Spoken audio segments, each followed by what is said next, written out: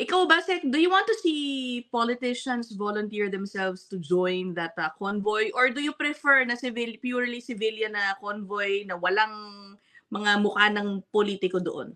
Ako okay lang eh, dahil nga whole of nation approach ito eh. Halimbawa, may 2 mayor at saka 1 vice mayor na kasama.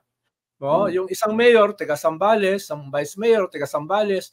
Tapos merong mayor, no? Si Mayor Juris na galing pa sa galing sa Aklan. No? Kasama diyan. So dapat yung mga mayor, lalo na diyan sa ating coastal area, dapat sumama sila. Dapat mag-assert sila, no? Ng ating karapatan dahil sila yung mga binoto eh para protektahan yung kanilang mga constituency. At the very least, yung mga mayor diyan sa ating mga katabi ng West Philippine Sea ay sumama, no? Hindi lang magsuot, Sek, hindi lang magsuot ng t-shirt. Gusto mo sumama talaga? Pumunta sila kung talaga sila ay tunay, no? Pumunta sila diyan, no? At ngayon nagsisimula na, ito yung first time na may kasamang mga mayor. No? Isang mayor at vice mayor sa Zambales, 1 mayor. Ito, Aklan ang layo. Sasama dyan, no? Sana mas marami ang sumama.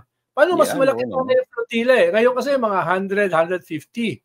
Sana susunod, 1,000 na mga bangka. Kung kaya ko lang iwanan to mga aso ko, sasama ako dyan eh. May mga kanyan, may mga banderitas, no? Kanyan eh, parang non-threatening, parang yung Christmas convoy, mga parol. Mga parol lang dala-dala, di ba? Mga Christmas lights.